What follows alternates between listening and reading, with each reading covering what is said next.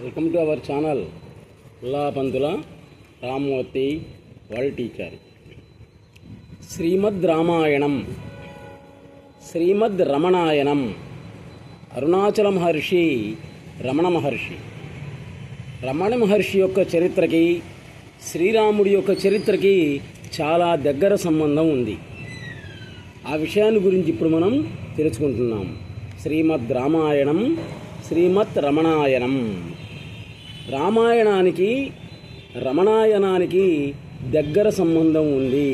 అయనం అంటే చరిత్ర. యోగులు, మహర్షులు, ముముక్షువులు ఈ కాలంలో కూడా ఉన్నారు. 74 సంవత్సరాల క్రితం మన మధ్యనే తిరిగినటువంటి, మనతో మాట్లాడినటువంటి సాక్షాత్ దైవస్వరూపుడే, అరుణాచల శివుడే ఆ రమణ మహర్షి. ఆర్షధర్మానికే నిలువెత్తు రూపం రమణ మహర్షి. రమణో విగ్రహవాన్ ధర్మ. శ్రీరాముడి యొక్క జన్మ నక్షత్రం పునర్వసు నక్షత్రం. ఈ రమణ మహర్షి యొక్క జన్మ నక్షత్రం కూడా అదే. ఇద్దరూ కూడా కరుణామయులే. అన్ని విద్యలకు నిలయమైనటువంటి శ్రీరాముడు వశిష్ఠుడు, విశ్వామిత్రుల దగ్గర చదువుకున్నాడు. అలాగే అన్ని విద్యలకు నిలయమైనటువంటి ఈ రమణ మహర్షి కూడా పెద్దల యొక్క ఆజ్ఞానుసారంగా కొంతవరకే చదువుకొని ఆధ్యాత్మిక విద్య వైపే మొగ్గు చూపాడు. అందరూ అన్నారు, నీకేం పోయే కాలం వచ్చిందిరా, వేరే ఇంగ్లీష్ చదువులు చదువుకుంటే డబ్బులు సంపాదించుకోవచ్చు, ఈ ఆధ్యాత్మికం సంస్కృతం ఈ గోలంతేంది అన్నారు. ఆయన వినలేదన్నమాట. ఆశ్రమ జీవితాన్ని గడపబోయే దశలో కుంభకర్ణుడు ఊర్మిళాదేవిలాగా గాఢ నిద్ర నిమగ్నమైపోయాడు. ఈయన కూడా ఆ నిద్రలో ఏం జరిగినప్పటికీ ఆయనకు అసలు తెలిసేదే కాదు. శ్రీరాముడికి విశ్వామిత్రుడు దారి చూపినట్లే రమణ మహర్షికి కూడా రామస్వామి అయ్యార్ అనేటువంటి బంధువు అరుణాచల కొండ గుహలకి దారి చూపాడు. అసలు ఈయన పూర్వనామధేయం తల్లిదండ్రులు పెట్టినటువంటిది వెంకటరామశాస్త్రి. వెంకటరామశాస్త్రి బాగా డబ్బున్నటువంటి వాళ్ళే అక్కడ ఆ తమిళనాడులో. వాళ్ళ బిల్డింగ్ మీద ఆడుకుంటూ పడిపోయారు. చూడండి రమణ మహర్షి చరిత్ర. ఆడుకుంటూ కింద పడిపోయారు. అందరూ వచ్చి నాడి చూసి పిల్లవాడు చనిపోయాడు అని చెప్పాడు. చూడండి, ఇంకా దహన సంస్కారం చేయటానికని పాపం ప్రయత్నం చేస్తున్నారు. అందరూ ఏడుస్తూ ఒక్కగానొక్క కొడుకే అన్నమాట. ఆ సమయంలో సాక్షాత్ అరుణాచల శివుడే మానసిక వైద్యుడి రూపంలో వచ్చాడు. వచ్చి చెప్పాడు, ఈ పిల్లవాడు ఒకసారి మేము కూడా పరీక్ష చేసి చెప్తాం, ఆ తర్వాత మీ సంస్కారాలు మీరు చేయండి అని అన్నాడు. చూడండి ఎంత విచిత్రము. సరేలేమన్నారు. తీరా చూసి ఏం చెప్పాడో తెలుసా ఆయన? మనస్సు అనేటువంటిది పనిచేస్తూ ఉంది. శవానికి మైండ్ పనిచేయదు కదా, మైండ్ పనిచేస్తూ ఉన్నది. మానసిక శాస్త్రం తెలిసినటువంటి మేము చెప్తున్నాం వినండి. రేపు ఈ సమయానికి ఈ పిల్లవాడు లేచి మాట్లాడకపోతే అప్పుడు మీ కార్యక్రమాలు మీరు చేసుకోండి అని చెప్పారు.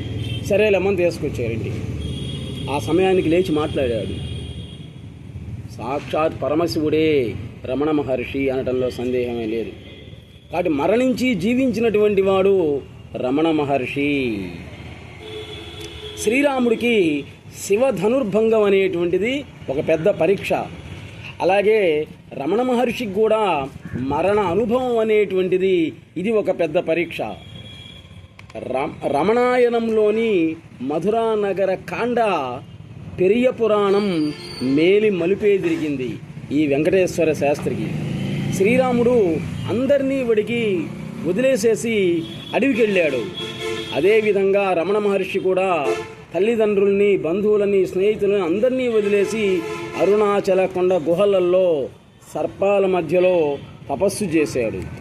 రాజ్యత్యాగానికి కైకా కారణమైనట్లే రమణ మహర్షి యొక్క సర్వసంగ పరిత్యాగానికి వాళ్ళ అన్న నాగస్వామి మందలింపే కారణమైంది. అరుణాచలానికి రైలు టికెట్ కొనిచ్చింది ఎవరో తెలుసా ఆయనకు? ముత్తయ్య భాగవతార్ అనేటువంటి అతని. గుహునితో సమానం ఆయన. భాగవతార్ గారి వితంతు సోదరి ఈ రమణ మహర్షికి ఆహారాన్ని పొట్లాలు గట్టించింది, మధ్యలో ఆకలైతే తినమని. ఆమె శబరితో సమానం. కౌపీనధారి అయి అరుణాచల పాతాళ గుహలో తపోదీక్ష చేపట్టడం అనేటువంటిది అరణ్యకాండే అవుతుంది. శ్రీరాముడికి అరణ్యకాండ ఎలాగో ఈయనకు కూడా పాతాళ గుహలో తపోదీక్ష అలాంటిది. కిష్కింధకాండలో శ్రీరాముడికి కోతులు కూడా సహకరించాయి. అదే రకంగా ఈ రమణ మహర్షికి పాములు చూడండి, జింకలు, కుందేళ్ళు, పులులు, సింహాలు ఆయనకి సహకరించాయి. వాటికి ఆ జంతువులకు వచ్చేటువంటి చిన్న చిన్న తగాదాలు తీర్చడం, వాటి భాషలో మాట్లాడేటువంటి వాడు. జంతు భాష మానవుడికి రావటం అనేటువంటిది అదే మొట్టమొదటి అన్నమాట. మానవుడి భాష జంతువులకు వచ్చు. కుక్క వచ్చిందనుకోండి, పో అంటే పోతుంది, రా అంటే వస్తుంది. మన భాష దానికి వచ్చు, కానీ దాని భాష మనకు రాదు.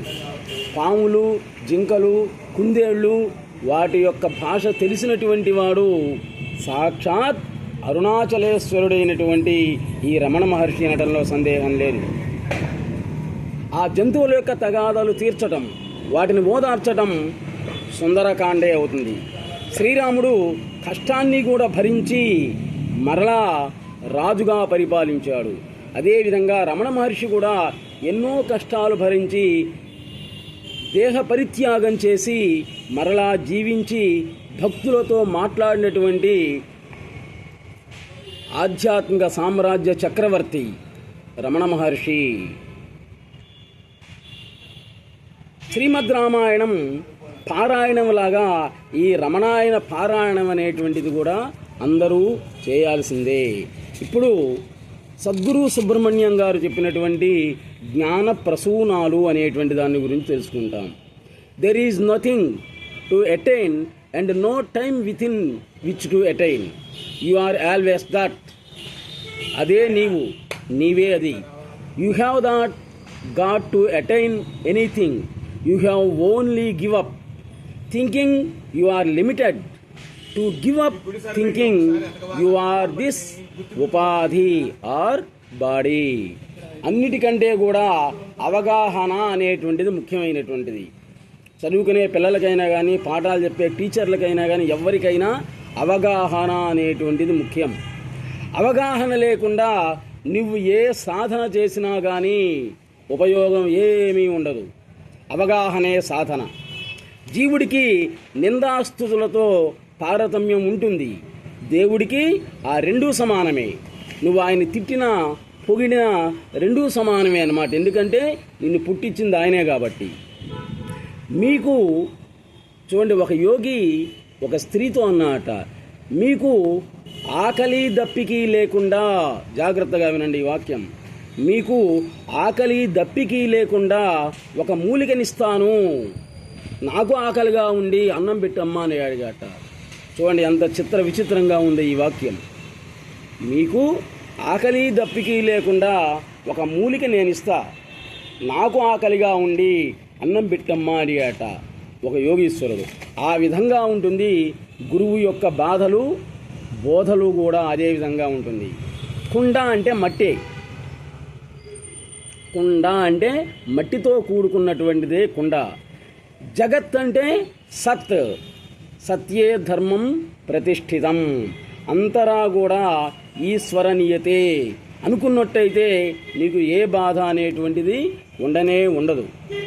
స్తంభాన్ని పట్టుకొని తిరిగితే నువ్వు పడతావా? పడవు. అలాగే దేవుణ్ణి పట్టుకొని తిరిగితే కూడా నువ్వు చెడవు. పునర్జన్మ అంటే ఈ దేహంతో నిద్రించి మరో దేహంతో మేల్కొనడమే పునర్జన్మ. దెర్ ఈజ్ నో బర్త్ అంటుంది జిల్లెల మూడు అమ్మవారు. అసలు పునర్జన్మ అనేటువంటిదే లేదు, నీకు జన్మే లేదు. ఇంకా పునర్జన్మ ఎక్కడ? ఒక పురుగు ఉందనుకోండి, ఆ పురుగు ఒక గడ్డి పరగ మీద నుంచి ఇంకో గడ్డి పరగ మీద మారుతూ ఉంటుంది అంతే. ఇంకో గడ్డ పరగ మీద మారిన తర్వాత ఈ గడ్డి పరగ ఏం చేస్తుందని వదిలేస్తుంది. ఇది కూడా అంటే ఆలోచనలే, పునః ఆలోచనలే కానీ పునః జన్మ అనేటువంటిది లేనే లేదు. అందుకే నీ జన్మ తగలబడా అంటాం అన్నమాట. చాలా ఆధ్యాత్మికమైనటువంటి విషయాలన్నీ కూడా చిన్న చిన్న మాటలతో చెప్పినటువంటిది జిల్లెళ్ళమూడి అమ్మవారు. ఐయామ్ దట్ ఐయామ్ అని అనుకో చాల్, అదే మహామంత్రం అంటుందన్నమాట ఆమె. కన్నులతో చూడగలవు, కంటితోటి చూడగలవు, కానీ కన్ను చూడలేవు. పట్కారు వస్తువుని పట్టుకుంటుంది, పట్టుకునేటువంటి వ్యక్తిని పట్కారు పట్టుకోలేదు. తన పట్టుకున్నటువంటి వాడిని అది పట్టుకోలేదు. సృష్టిని మాత్రమే నువ్వు చూడగలవు, స్రష్టని నువ్వెప్పుడు కూడా చూడలేవు. సృష్టి చూస్తూ ఉన్నాం, ఈ సృష్టి మొత్తం కూడా చూస్తూనే ఉన్నాం, కానీ సృష్టించినటువంటి స్రష్టను చూడగలవా? నువ్వు జీవితంలో చూడలేవు. నీవు వ్యష్టిగా ఉన్నంత వరకు ఈశ్వర నియతి అనేటువంటిది తప్పనిసరిగా ఉంటుంది. నీవు సమిష్టి అయితే నీవే దేవుడివి. వ్యష్టిగా ఉన్నటువంటి వరకు తప్పదన్నమాట నీకు. ఈ ప్రార్థనలు, నమాజులు, ఇవన్నీ కూడా స్తోత్రాలు, హోమాలు, యజ్ఞాలన్నీ కూడా నువ్వు ఎప్పుడైతే సమిష్టిగా తయారవుతావో ఇంక ఇవన్నీ ఉండవు. అటువంటి వాళ్ళే జిల్లెళ్ళమూడి అమ్మవారు, సద్గురు సుబ్రహ్మణ్యం గారు, రామకృష్ణ పరమహంస, స్వామి వివేకానంద, రమణ మహర్షి, ఇలాంటి వాళ్ళందరూ కూడా.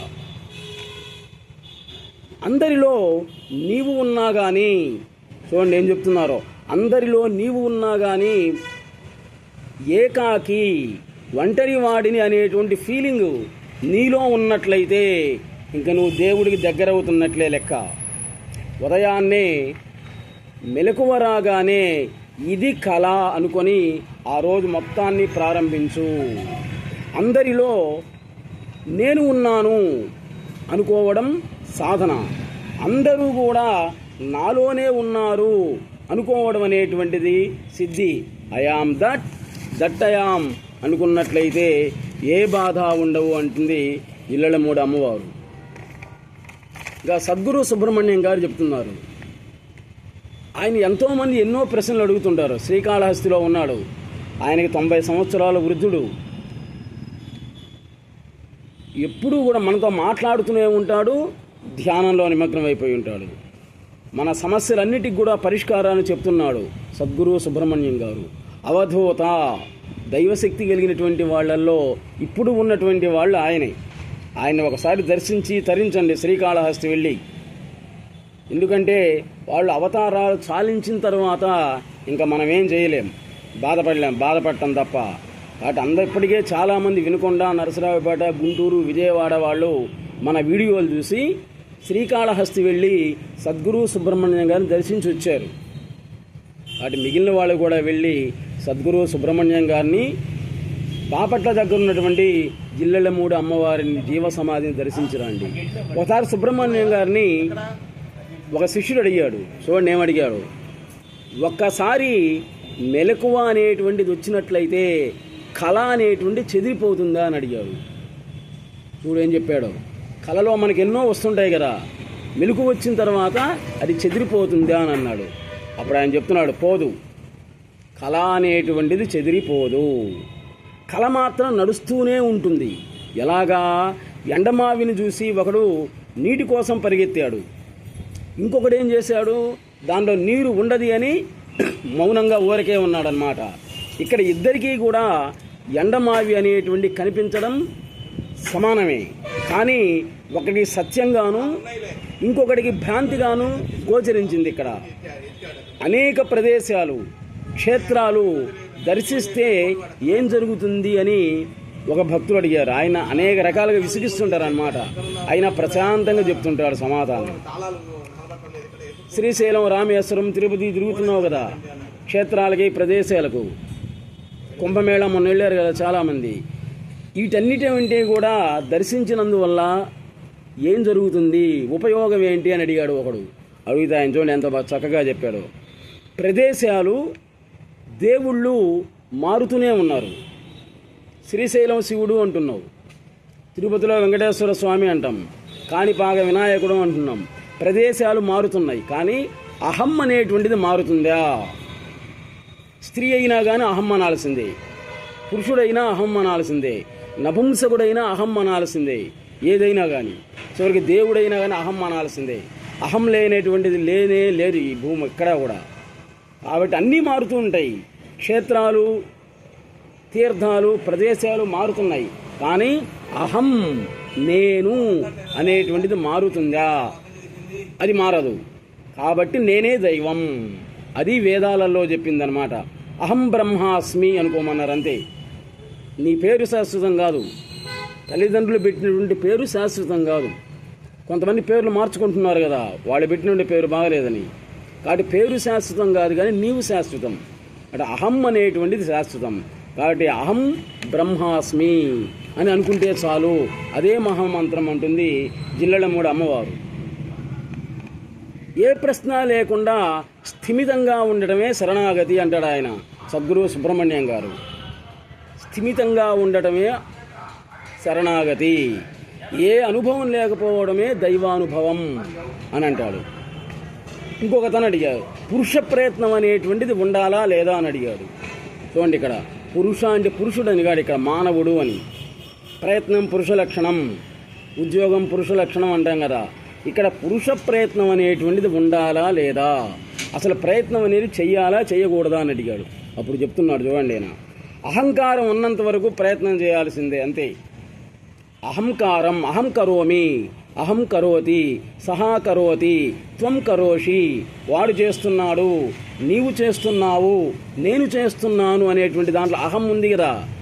ఆ అహంకారం అనేటువంటిది ఉన్నంత వరకు నీవు ప్రయత్నం చేయాల్సిందే. దేవాలయాలకు పోవాల్సిందే, హోమాలు, యజ్ఞాలు, యాగాలు చేయించాల్సిందే. ఎందుకని? నీతో అహంకారం పోలే, అది పోయేంతవరకు ఇవన్నీ తప్పదు. అహంకారం ఎప్పుడైతే నీలో తొలగిపోతుందో కర్మ దానంతటా అదే సాగిపోతూ ఉంటుంది. అందుకే చెప్తారు సద్గురు సుబ్రహ్మణ్యం గారు, కర్మగాలినటువంటి వాడే సద్గురు దర్శనానికి వస్తాడు అని అంటాడు. అంతే. సద్గురువు దర్శనం ఎప్పుడైతే జరిగిందో నువ్వు చేసిన కర్మలు మొత్తం కాలిపోతాయి. కర్మగాలిన వాడే నన్ను చూస్తాడు అంటాడు. నా ఇంటి గడప దాటి వచ్చేటువంటిది పందైనా, కుక్కైనా, నక్కైనా, మనిషి అయినా కానీ నా దైవస్వరూపమే, గురువుగారే అంటాడు అన్నమాట ఆయన. కాబట్టి ఆత్మ లేకుండా అహంకారం అనేటువంటిది పనిచేయదు. చూడండి, ఇక్కడ గురువు ఉంటేనే శిష్యుడు, శిష్యుడు ఉంటేనే గురువు, గురువు లేకపోతే శిష్యుడు లేడు, వాడు లేకపోతే ఈయనగోడు లేడు. అదేవిధంగా అహంకారం అనేటువంటిది ఆత్మ సన్నిధానంలో ఉంటుంది ఎప్పుడూ కూడా. అసలు ఆత్మ లేకపోతే అహంకారం అనేదే లేదు, అహంకారం లేకపోతే ఆత్మ అనేటువంటిది కూడా లేనే లేదు. కాబట్టి ఇది లేకపోతే అది ఉండలేదన్నమాట ఎప్పుడూ కూడా. ఆత్మ తన శక్తి ద్వారా అఖిల భువనాలను సృష్టిస్తూ నిశ్చలంగా ఉంటుంది.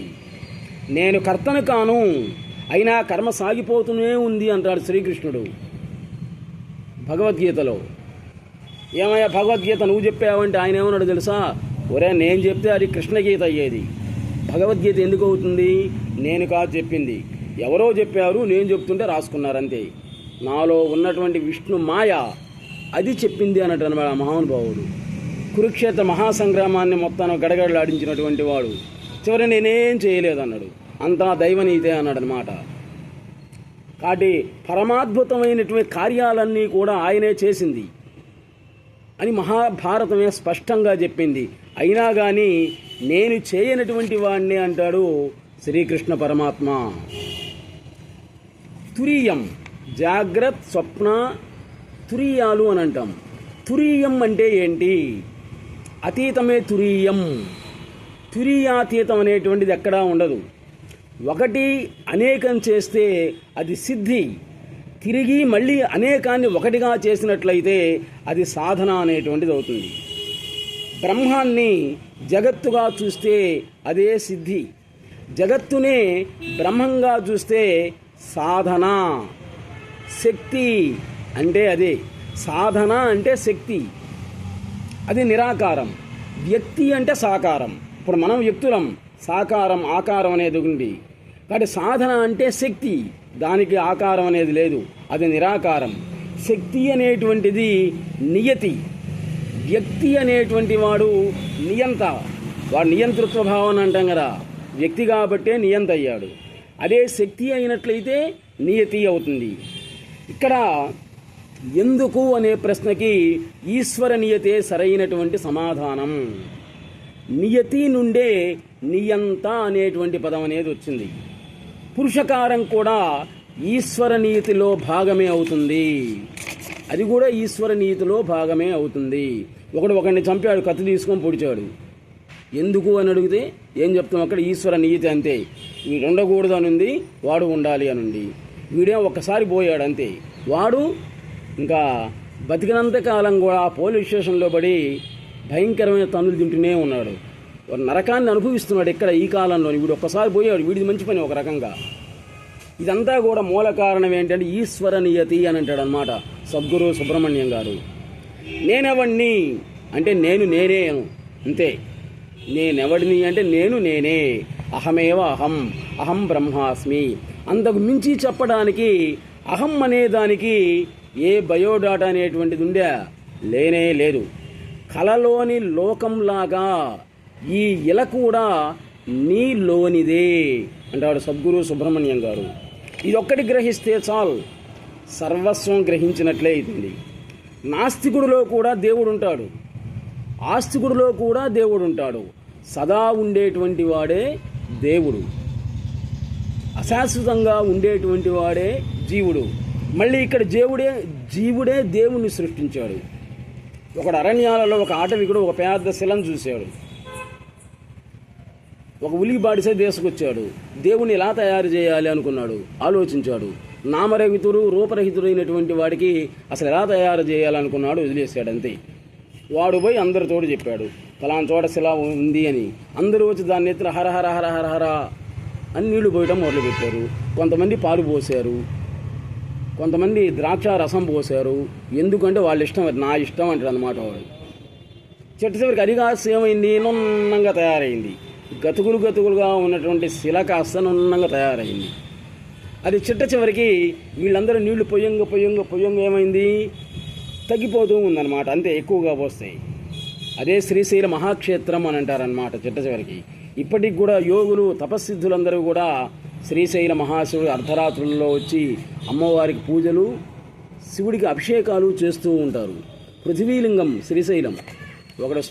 ఒకరెవరు కూడా శ్రీశైల శివలింగాన్ని ప్రతిష్ఠించింది కాదనమాట. అది శ్రీశైల పుణ్యక్షేత్రంగా మారిపోయింది అంటారు. కాబట్టి తాను కాని కాయంలోకి తాను దూరడమే పరకాయ ప్రవేశం. చూడండి సద్గురు సుబ్రహ్మణ్యం గారు ఏం చెప్పాడు.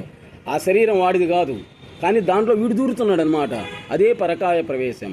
ఆ పరకాయ ప్రవేశ విధి తెలిసినటువంటి ఒకే ఒక్కరున్నారు. ఆయన ఎవరైనా జగద్గురు ఆదిశంకరాచార్యులు. ఆయన ఒక రాజుకు చెప్పాడు, ఈ మహారాజు ఇన్ని గంటల 5 నిమిషాల్లో చనిపోతాడని చెప్పాడు.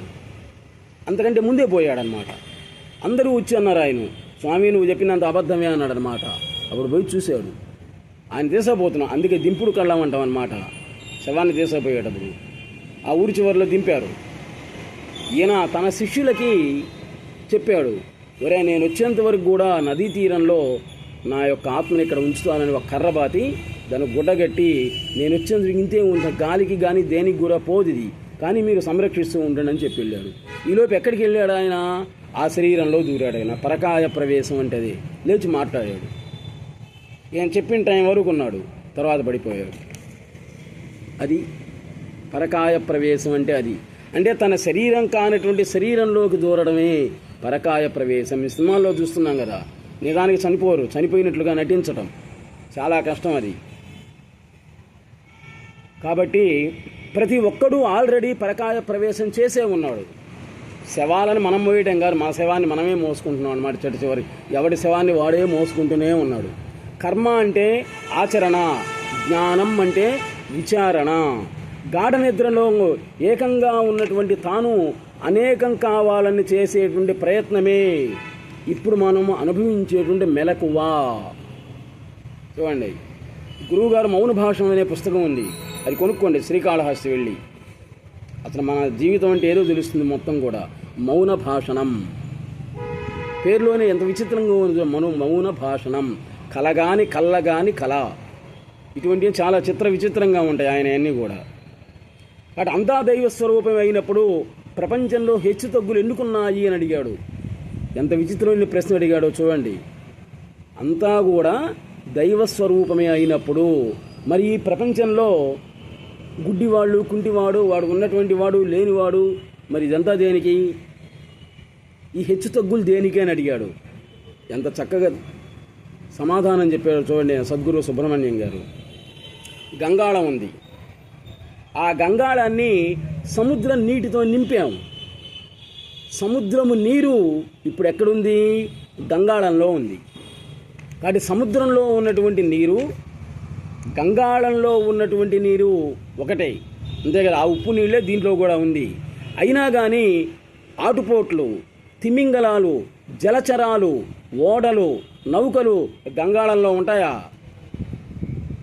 ఉండవు. అవి ఎక్కడుంటాయి? సముద్రంలోనే ఉంటాయి అవి. కాబట్టి రమణ మహర్షి, రామకృష్ణ పరమహంస, స్వామి వివేకానంద లాంటి మహనీయులు కూడా సముద్రం నీటితో నిండినటువంటి పాత్రలు లాంటి వాళ్ళే, కానీ సముద్రం కాదు. అసలు సముద్రంతో పోల్చేటువంటి వస్తువు అంటే అసలు ఏదీ లేదు. గగనం గగనాకారం, సాగరం సాగరోపమః, రామరావణయోర్యుద్ధం రామరావణయోరివా. కొన్నిటితో పోల్చేటువంటి వస్తువు వేరే ఉండదన్నమాట. అటువంటిదే సముద్రం కూడా. ఇంకో శిష్యుడు అడిగాడు ఆయన్ను, మంచి సాధన గురించి చెప్పండి స్వామి, మాకు బాగా డబ్బు ఉంది, బాగా చదువు ఉంది, అంతా ఉంది, కానీ ఈ మనశ్శాంతి లేదు. అడుక్కునేటువంటి వాళ్ళు బెగ్గర్స్ కూడా మనశ్శాంతిగా ఉన్నారన్నమాట. నాకు మంచి మనశ్శాంతి కలిగించే విషయం చెప్పండి అని అడిగాడు.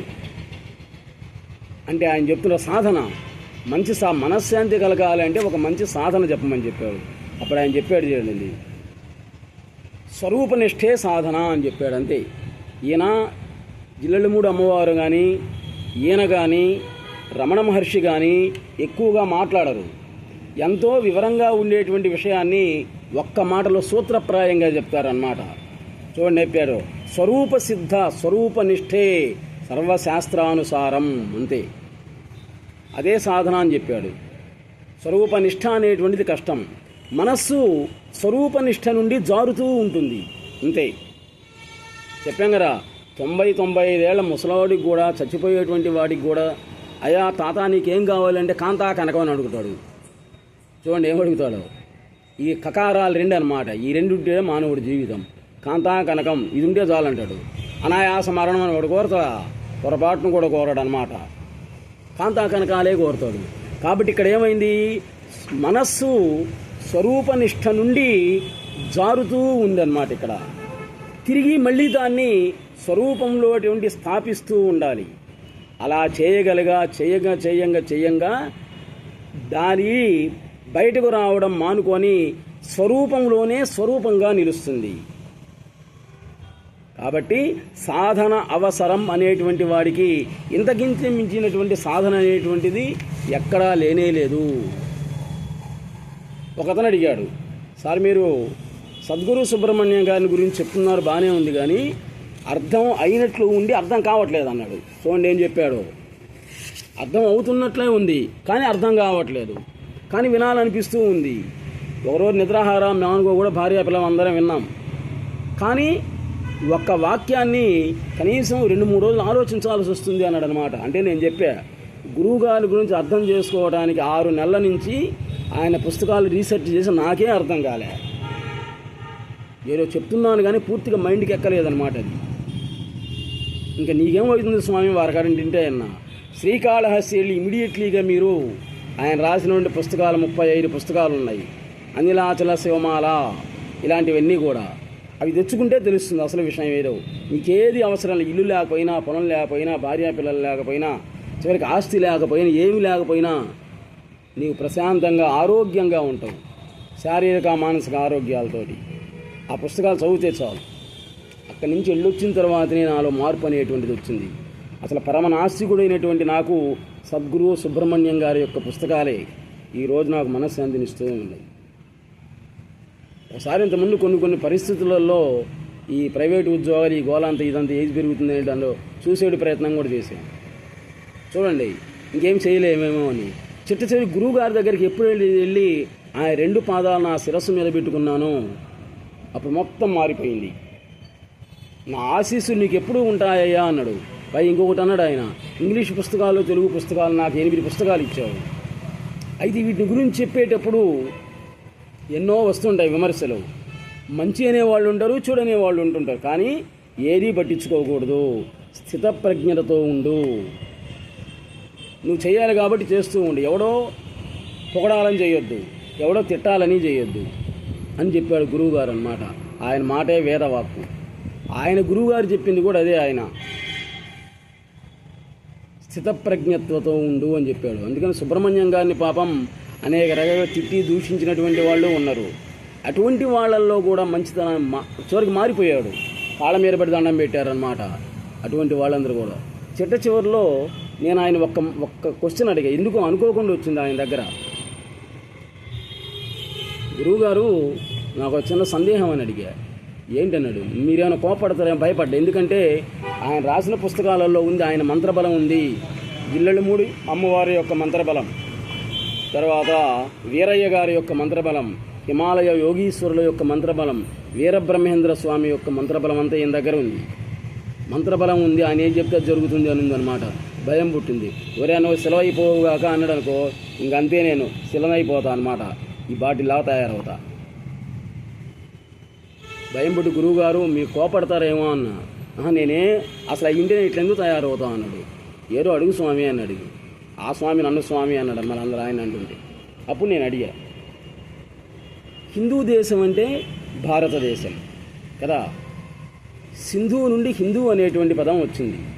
దానికి ఇండియా అనే పేరు తగిలిచ్చాడు వాడు, బ్రిటిష్ వాడు. వాడి భాషను ఇంప్రూవ్ కావడానికి, మత పోరాటాలు పెట్టడానికి చేశాడు. మరి మహమ్మదీయులు పరిపాలించారు, ఇంగ్లీషు వాళ్ళు పరిపాలించారు. వీళ్ళందరూ కూడా ధ్యాన నిష్టలో ఉన్నటువంటి మహర్షులని, యోగీశ్వరులని, మీలాంటి అవధూతలని అడ్డంగా నరికి పారేశాడనమాట. కత్తి తీసుకొని నరికి పారేశాడు అందరినీ. మరి అలాంటప్పుడు మీలాంటి వాళ్ళల్లో ఉండే దైవశక్తి, మంత్రబలం ఇదంతా ఏమైంది? కంటి చూపుతోటే చంపేసేటువంటి వాళ్ళు ఉన్నారు మన దేశంలో. కంటి చూపుతోటే చంపేసేటువంటి వాళ్ళు. ఎవరైనా కత్తి తీసుకొని చంపడానికి వాళ్ళ చూస్తే చాలన్నమాట, వాడు మసైపోతాడు. అటువంటి వాళ్ళు ఉన్నారు, ఇప్పటికి కూడా ఉన్నారు. అఘోరీలు, అఘోరాలు, నాగసాధువులు మంత్రబలం ఉన్నటువంటి వాళ్ళేనండి, వాళ్ళలో డౌట్ లేదనమాట. ఉన్నారు, హిమాలయ పర్వత యోగులు ఉన్నారనమాట. మరి ఇటువంటి వాళ్ళ యొక్క మంత్రబలం అంతా కూడా ఏమైంది? వాడు వీళ్ళని నరికేటప్పుడు వాళ్ళే ఒక్కసారి చిన్న విభూతి తీసుకొని రాయి తీసుకొని వాడి మీద వేస్తే పోయేవాళ్ళు కదా అన్న. ఇంతవరకు ఈ ప్రశ్న ఎవరు అడగలేదు, నువ్వే స్వామి అడిగింది. ఒక్క 2 నిమిషాలు ఆగమన్నాడు, చెప్తానన్నాడు. చూడండి, కాళిదాస మహాకవి ఏ విధంగా అయితే ఒక్క 2 నిమిషాలు ఆయనకి ఏ డౌట్ వచ్చినా కానీ కాళీమాతను 2 నిమిషాలు ప్రార్థిస్తారనమాట. కాళీమాత అంటే ఒక విగ్రహం అని కాదు అక్కడ. కాళీమాత అంటే ఖాళీనే కాళీ, అంతే.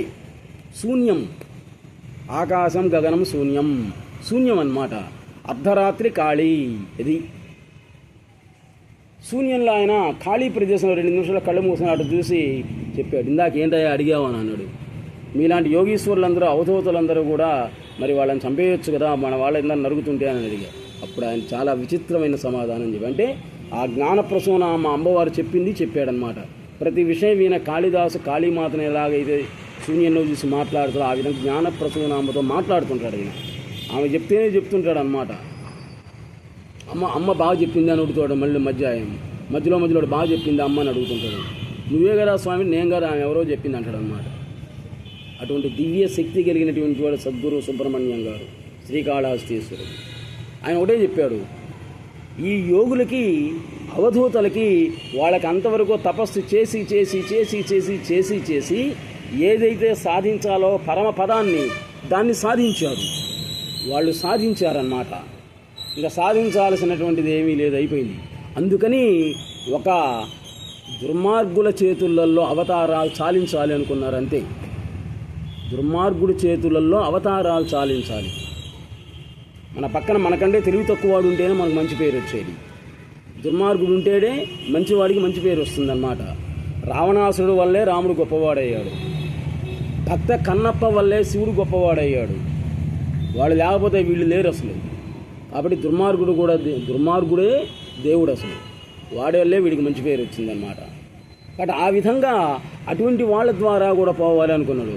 రమణ మహర్షి లాంటి వాళ్ళందరూ కూడా కొండ గుహలలో తపస్సు చేశారు. దేనికోసం? స్వాతంత్ర్యం కోసం. వాళ్ళు కూడా వీళ్ళు చేసింది గాంధేయవాదులు. అల్లూరి సీతారామరాజు, భగత్ సింగ్ లాంటి వాళ్ళందరూ కూడా సాయుధ పోరాట యోధులు. వాళ్ళది కూడా ఉద్దేశం ఒకటే. కొండ గుహల్లో తపస్సు చేసేటువంటి రమణ మహర్షి లాంటి వాళ్ళ యొక్క ఉద్దేశం కూడా ఒకటే అన్నమాట. టోటల్గా దేశానికి స్వాతంత్రం రావడం అనేటువంటిది.